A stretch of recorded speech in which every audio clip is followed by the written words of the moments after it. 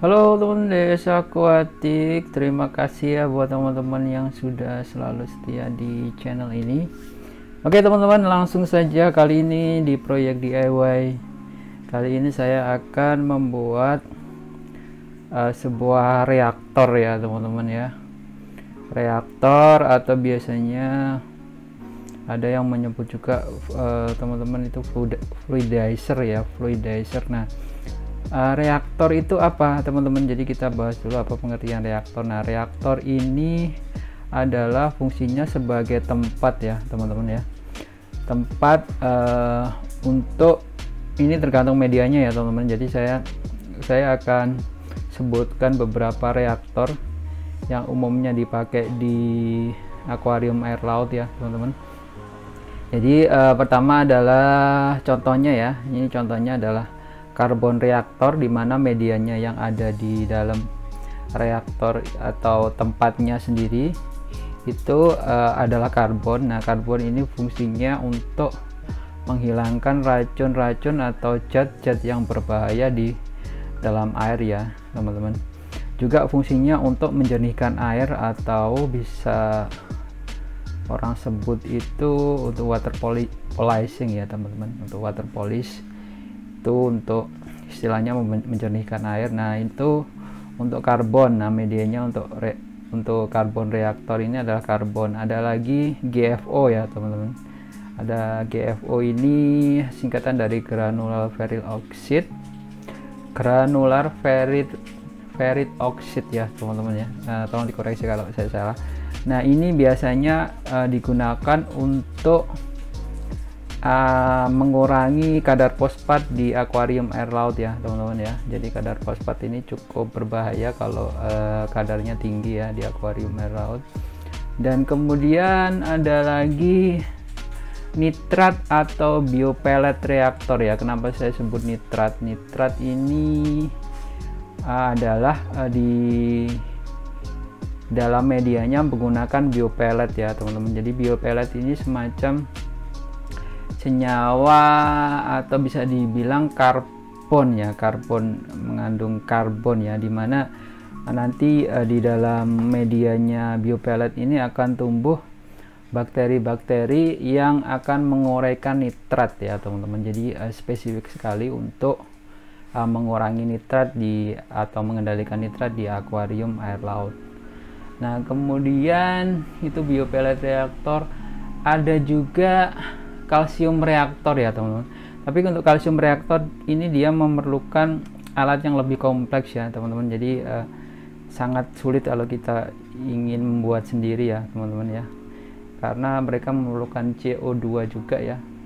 Kalau saya lihat di versi pabrikannya ya. Jadi untuk saat ini saya hanya akan membuat reaktor yang simple aja ya teman-teman ya. Jadi reaktor ini juga disebut sebagai fluidizer ya. Fluidizer itu artinya bahwa media ini akan dilewatkan oleh aliran air ya teman-teman ya. Media ini akan dicampur, diaduk oleh aliran air, di mana di sana nanti akan ada proses ya. Kalau misalkan kita pakai biopellet, berarti di sana nanti akan ada proses di mana bakteri akan tumbuh dan menguraikan nitrat. Nah, kalau misalkan GFO juga sama, akan mengurangi kadar fosfat. Dan kalau misalkan kita pakai karbon, dia fungsinya juga akan untuk menyerap kimia-kimia atau racun-racun yang ada di akuarium air laut ya teman-teman. Jadi fluidizer itu biasanya fungsinya adalah semacam ini ya, semacam filter bergerak ya teman-teman ya. Jadi medianya itu nanti akan diaduk-aduk oleh aliran air yang akan kita lewatkan ke dalam medianya ya teman-teman. Nah, untuk itu saya membuatnya ini dengan menggunakan ini ya teman-teman. Ini namanya adalah housing ya. Teman-teman bisa membeli ini housingnya. Oke, saya singkirkan dulu ya ini. Saya akan bahas satu persatu. Jadi untuk keperluan ini, pertama teman-teman saya menggunakan housing dari filter ya teman-teman, bisa lihat atau beli di toko online itu housing filter yang ukuran 10 inch ya teman-teman. Jadi ini bening ya seperti ini. Untuk harga ini bervariasi. Untuk yang saya beli ini harganya sekitar 52.000 ya teman-teman. Jadi cukup murah ya teman-teman ya. Jadi seperti itu. Nah, kemudian material berikutnya adalah ini ya teman-teman. Ini adalah pipa akrilik. Nah, kenapa saya beli pipa akrilik? Karena untuk ukuran dari ini, dari untuk bagian dalamnya dari housing ini adalah sekitar 20 mm ya. Jadi saya beli pipa akrilik ukuran 20 mm untuk outer diameter luarnya 20, diameter dalamnya ini kayaknya 16 ya, 16 mm ya, dengan panjang 25 cm ya. Jadi 25 cm ini pas kalau kita pasangkan di dalam ini ya, di dalam housing ya teman-teman. Kemudian berikutnya adalah ini adalah outlet ini ya, outlet LCQ ya teman-teman, inlet atau outlet atau terserah. Ini dengan ukuran drat setengah inch ya. Jadi saya memerlukan 2, dan kemudian seal tape saya gunakan untuk ini ya, untuk nanti kita akan pasang drat L nya di sini, jadi supaya tidak tembus air ya, atau tidak bocor. Kemudian yang berikutnya adalah ini ya teman-teman, selang. Nah, selang ini selang ukuran diameter dalam ya, diameter dalamnya sekitar 16 mm ya, pas dengan drat ini ya teman-teman ya, drat L nya ini. Jadi seperti ini nanti pemasangannya.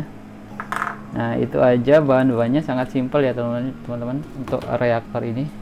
Jadi yang pertama dilakukan adalah teman-teman kita akan melubangi ini ya teman-teman ya. Pipa akuarium ini kita akan lubangi, pipa akrilik ini kita akan lubangi ya. Ini saya buat lubang 4 buah lubang ya teman-teman. Nah, fungsinya apa? Fungsinya nanti air yang akan kita alirkan dia akan keluar lewat sini teman-teman.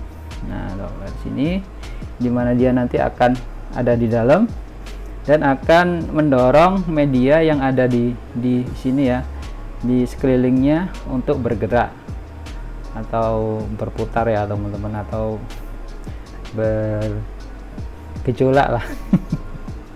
Jadi seperti itu cara kerjanya. Nah, langsung aja saya rakit ya teman-teman. Jadi pipa 25 cm ini pas ya teman-teman dengan ukuran housing 10 ini ya, 10 inch. Nah, untuk ini, untuk mempermudahnya teman-teman dalam ini sini ya, teman-teman bisa panasi dan nanti akan masukkan ke sini ya, dimasukkan ke dalam bagian dalamnya ini, dimana air akan masuk, maka air akan keluar dari sini dan akan menggerakkan media di dalamnya, di dalam kanis housing ini, dan airnya keluarnya akan dilewatkan lewat sini ya teman-teman ya, lewat sini ya. Oke teman-teman, jadi seperti itu, simpel sekali ya untuk perakitannya ya. Jadi sangat simpel. Nanti langsung aja saya rakit ya teman-teman ya. Jadi ini akan saya masukkan. Nah, jangan lupa ini untuk seal karetnya harus tetap ya teman-teman, untuk mencegah kebocoran ya. Jadi langsung saya masukkan aja. Jadi seperti ini saya masukkan. Untuk lubangnya di bawah ya teman-teman. Untuk pembikinan lubangnya ini mungkin sekitar 1 cm dari bawah ya teman-teman ya.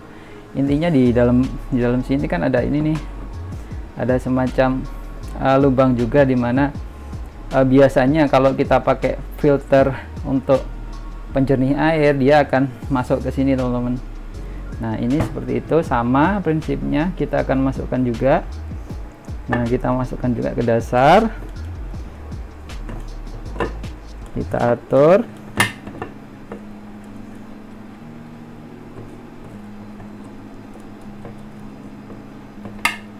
Oke, bentar ya, agak susah. Oke, atau paling gampang kita masukkan dulu ya teman-teman ya ke dalam.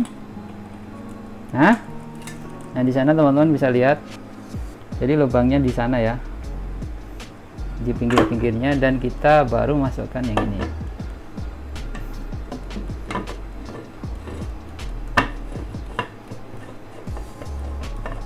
Nah seperti ini ya teman-teman ya. Oke, sangat sederhana sekali, simple. Oke, saya pasang dulu ya ini untuk dratnya ini supaya lebih gampang, dan sekalian akan saya rangkai di akuarium dan bagaimana nanti cara kerjanya ya akan saya perlihatkan ya teman-teman. Halo teman-teman di Esa Aquatic, kita lanjut lagi ya teman-teman tentang ini DIY biopellet reaktor ya teman-teman. Jadi seperti teman-teman lihat begini hasilnya ya teman-teman. Ini sebenarnya sudah 2 minggu setelahnya ya teman-teman. Jadi saya buatkan video lagi bagaimana pemasangannya di SAM. Oke teman-teman, jadi kita lihat dulu ya untuk pemasangan di SAM seperti ini. Jadi teman-teman kalau kemarin ikuti konten saya tentang membuat manifold. Nah manifold ini saya manfaatkan salah satunya untuk sebagai ini ya teman-teman, sebagai air masukan untuk biopellet reaktor ya teman-teman ya. Jadi seperti ini untuk pemasangan di sana, dari manifold keluar ke selang dan kemudian masuk ke ini ya teman-teman ya, ke kanister ya, kanister filter ini. Jadi seperti teman-teman lihat di sini. Jadi untuk pemasangannya ini malah ini kalau teman-teman lihat di sini ini ada tanda out ya sebenarnya. Nah out ini sebenarnya dia tersambung ke bagian tengah ke pipanya ya. Jadi tersambung ke pipanya di mana air akan keluar dari bawah. Nah setelah keluar dari bawah dia akan mendorong ya teman-teman, mendorong dari biopellet sendiri sehingga terjadi pergerakan ya teman-teman. Oke. Jadi seperti itu, kemudian air yang keluar akan keluar lewat bagian atas ini ya teman-teman, dan disalurkan ke sini, keluar langsung turun ke dekat-dekat ini ya, dekat-dekat skimmer ya teman-teman ya, supaya hasil-hasil dari mungkin bakteri yang ini atau kotorannya bisa langsung diproses sama skimmer ya. Seperti itu ya teman-teman pemasangannya. Nah ada 1-2 hal yang perlu diperhatikan ya teman-teman ya. Jadi yang pertama, nah kemarin pertama ya modifikasi untuk lubang. Jadi untuk lubang awalnya kemarin itu saya bikin 4 dan ternyata hasilnya nggak terlalu maksimal teman-teman. Jadi nggak terlalu biopelletnya ini nggak bisa secepat ini ya putarannya karena lubangnya terlalu banyak. Jadi akhirnya saya putuskan untuk bikin 2 lubang aja ya, sebelah sini ya sama sebelah belakangnya sana. Nah kalau dilihat hasilnya biopellet ini akan berputar cukup cepat ya. Ini semuanya tergantung dari dorongan dari ini ya teman-teman ya, dorongan dari airnya ya yang masuk ke dalam lewat pipa tengah ini ya. Oke, kemudian yang perlu diperhatikan ya teman-teman, jadi pertama untuk biopellet. Nah biopellet ini kan ketika teman-teman masukkan ke dalam itu kadang dia itu terapung teman-teman. Jadi ada baiknya teman-teman rendam dulu biopelletnya ini di lewat air akuarium sampai semuanya tenggelam, dan baru teman-teman masukkan. Jadi nggak ada resiko untuk biopellet ini mengapung keluar dan keluar lewat selang ini ya teman-teman ya. Itu yang pertama. Nah yang kedua, untuk pemasangan reaktor ini usahakan tidak ada gelembung udara ya teman-teman ya, dari atas sampai ke bawah, pokoknya mulai dari sini semuanya bener-bener air ya yang masuk ya, nggak ada gelembung udara yang keluar. Nah itu kenapa? Karena memang yang pertama gelembung udara itu akan menghambat lajunya arus dari air itu ya teman-teman, dan mungkin akan ngaruh juga di nanti di dalam sini ya teman-teman. Harapannya memang bakteri ini akan menguraikan nitrat, dan mungkin loh ya, saya juga nggak tahu pasti, mungkin gelembung udara itu kurang begitu oke ya untuk ini ya, untuk penguraiannya ya. Jadi tolong koreksi kalau saya salah ya. Oke, jadi itu teman-teman. Jadi untuk pemasangannya sangat simple dan sederhana sekali ya teman-teman ya. Jadi dengan manifold teman-teman bisa menghubungkan, misalkan di sini saya akan buat untuk biopellet reaktor, kemudian sebelah sana saya akan pasang lagi satu untuk karbon filter, pakai kanister juga bisa. Terus kemudian di sana mungkin saya akan ini ya, bikin satu lagi mungkin sebagai GFO reaktor ya untuk penurunan fosfat. Nah itu nanti aja teman-teman. Dan untuk hasilnya sendiri saya belum testing ya teman-teman ya. Jadi seperti teman-teman lihat dalam 2 minggu lebih ini terjadi perubahan sistem filtrasi ya, yang mungkin saya bahas di konten berikutnya ya teman-teman. Jadi semakin simple dan bersih ya, nggak terlalu kotor karena adanya refugium kemarin ya. Oke teman-teman, jadi itu aja ya konten untuk DIY kali ini. Jadi sangat mudah ya untuk membuat biopellet reaktor, dan kalau dihitung-hitung pun semuanya ini mungkin nggak sampai 150.000 ya, mungkin bahkan nggak sampai 100.000 ya, minus selang ya teman-teman ya. Jadi sangat murah sekali ya teman-teman, daripada teman-teman beli biopellet reaktor yang udah ada di toko online, yang sudah pabrikan ya, harganya lebih mahal sih, cuman ya memang konstruksinya lebih bagus. Cuman kalau teman-teman bikin yang DIY yang lebih murah, ini jadi salah satu alternatifnya ya teman. Sangat simpel sekali bikinnya ya. Oke, gitu aja teman-teman. Jadi kita akan jumpa lagi di project DIY berikutnya. Oke, terima kasih.